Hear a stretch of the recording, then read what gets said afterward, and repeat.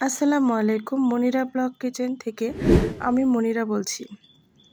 আজ একটি রেস্তোরাঁ আপনাদের ঘুরে দেখাবো, সেই সঙ্গে এখানে কি কি পাওয়া যায় সেগুলো দেখাবো। এই রেস্তোরাঁটি টাঙ্গাইল মির্জাপুরে অবস্থিত। এখানে অনেক সুন্দর সুন্দর স্পেস আছে। এখানে বাচ্চাদের খেলার জন্য এইরকম দোলনাও ছিল, আর ছিল অনেক সুন্দর একটি মনোমুগ্ধকর পরিবেশ।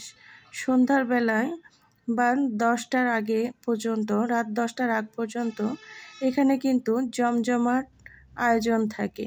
এখানে চাইলে আপনারা যে কোনো পার্টি বা বারবিকিউ পার্টি, এছাড়া অনেক অনুষ্ঠানেও অ্যাটেন্ড করতে পারবেন। এখানে সেরকম ব্যবস্থা আছে। এই যে দেখুন, এখানে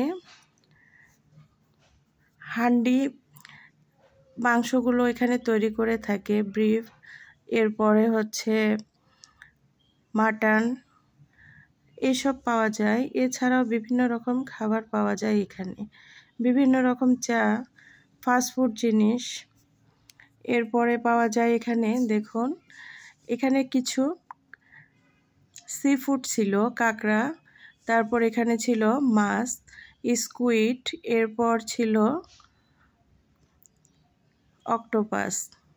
এই যে এখানে স্কুইডগুলো এখানে সবগুলোই ফ্রোজিং করা, তারপর এখানে সব কিছুই পাওয়া যায়। আপনারা চাইলে বারবিকিউ করে খেতে পারেন।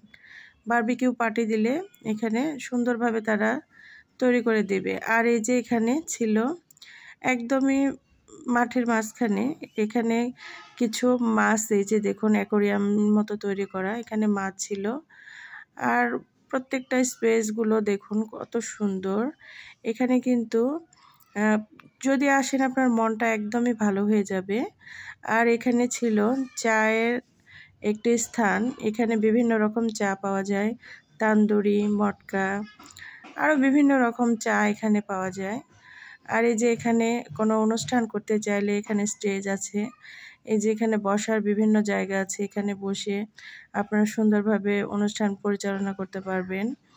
একটা পার্টি সেন্টার হিসাবেও এটি অনেক পরিচিত, নতুন তৈরি করেছে। এরপরে আমরা এসেছিলাম রাত 9টার দিকে, এর জন্য একদমই খাবার শেষ হয়ে গিয়েছে। তো আমরা এখানে চিকেন চাপ নিয়েছিলাম আর নান নিয়েছিলাম। এছাড়াও অনেক খাবারই এখানে আছে, তেমন কিছু খাওয়া হয়নি। কেমন লাগলো আজকে চারপাশটা, এই পরিবেশটা? আপনারা টাঙ্গাইলবাসী যারা আছেন, যারা কখনো আসেননি, এসে দেখে যেতে পারেন। জায়গাটা কিন্তু অনেক সুন্দর, খুব ভালো লেগেছে অল্পের মধ্যে।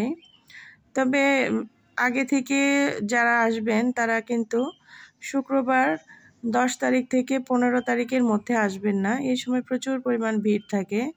এর জন্য একটু পরের সময়টাতে টাইমটা ফিক্সড করে তারপর আসবেন, তাহলে খাবারগুলো অনেক পাবেন। গার্মেন্টস এলাকা, এখানে স্যালারির পরে সবাই সচরাচর এসে থাকে, এর জন্য একটু টাইমটা ফিক্সড করে আসবেন।